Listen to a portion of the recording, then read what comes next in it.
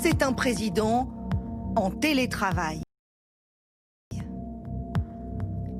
L'image est déroutante. Isolé derrière son écran, Emmanuel Macron est apparu pour la première fois, habillé d'un col roulé et portant un masque FFP2, plus protecteur que le masque chirurgical. Malgré les contraintes liées au moment et par le truchement de cette visio, je suis heureux de pouvoir honorer cet engagement. Testé positif au Covid-19, il a engendré ces derniers jours plusieurs cas contacts, et pas des moindres. Jean Castex, le Premier ministre, et Richard Ferrand, le président de l'Assemblée nationale, 3 des plus hautes institutions de la République, sont affectés. Le temps d'incubation étant estimé entre 5 et 7 jours, il est probable que le président soit entré en contact avec le coronavirus en fin de semaine dernière à Bruxelles. 2 jours de sommet pendant lesquels les réunions se sont multipliées. Un dîner de travail, je crois, qui avait été organisé dans une grande pièce espacée. Malheureusement, on n'est pas à l'abri d'une contamination. Une contamination qui aurait bien pu se passer à un autre moment. Le voici sans masque, lors d'une minute de silence. Ou bien en train de saluer ses collègues du Point. Quelques entorses aux recommandations des médecins, à ces consignes que le gouvernement répète pourtant en boucle depuis des mois. Inconscient de sa maladie, le président poursuit son emploi du temps très chargé, comme si de rien n'était. Rien que ce mercredi, il enchaîne un conseil de défense Covid-19, le conseil des ministres, puis un déjeuner avec le chef du gouvernement portugais. Dans la cour de l'Élysée, l'accueil est chaleureux. Pas de poignée de main, mais une certaine proximité. Car comme à son habitude, Emmanuel Macron est tactile avec ses invités.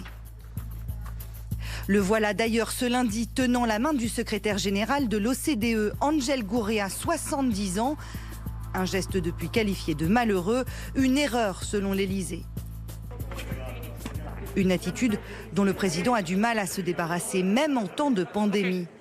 Chaque fois, il pose sa main sur les bras ou les épaules de ses confrères, en oubliant un peu les gestes barrières. Sauf que d'après les médecins, c'est à ce moment-là que le risque était le plus important pour ses interlocuteurs. Avant d'être symptomatique, la veille, c'est là où on est le plus excréteur de virus, donc probablement mardi ou lundi. L'annonce de sa maladie a eu l'effet d'une bombe. Depuis, 5 dirigeants européens de premier plan ont décidé de s'auto-confiner. Emmanuel Macron a-t-il créé un cluster ? 2 repas de travail à l'Élysée inquiètent. Tout d'abord, ce déjeuner mardi avec les présidents de groupe de l'Assemblée nationale. Au menu, pot-au-feu et choux à la crème. Plus de 12 convives s'assoient autour de la table, parmi lesquels Marc Fesneau, Richard Ferrand ou Jean-Luc Mélenchon. La table, elle fait, je sais pas moi, peut-être 10 mètres, 15 mètres, 20 mètres. Non, elle fait au moins 20 mètres. On est dans une pièce qui a des plafonds comme ici, à 4 ou 5 mètres du sol. Donc c'est pas vraiment une atmosphère confinée. Et puis on était tous séparés de, je sais pas moi, 1,50 m. Des invités rassurés par le service. Au déjeuner avec le président de la République, s'il y a un endroit où les gestes barrières étaient vraiment en place, c'était à cet endroit-là. Et le président de la République n'a pas paru ni fatigué ni malade. Lors du déjeuner, bien sûr, nous n'avions pas le masque, mais nous avions des distances importantes. Lorsque le président nous a salués individuellement, on était en masque. Et lorsqu'on est reparti et qu'on l'a salué chacun individuellement, on était aussi avec le masque. Certains se sont toutefois fait tester depuis ou placés à l'isolement. Le président s'est-il montré imprudent? Non, selon Christophe Castaner. Je rappelle que les déjeuners, les dîners de travail sont autorisés pour l'ensemble des Français dans l'ensemble des entreprises de notre pays. Et le président de la République organise des déjeuners de travail, comme ça a été le cas cette semaine avec les présidents de groupe et le président de l'Assemblée nationale. Cela ne doit pas choquer. Ce dernier attend toutefois les consignes de l'Élysée, car il a également participé à un dîner ce mercredi soir à l'Assemblée.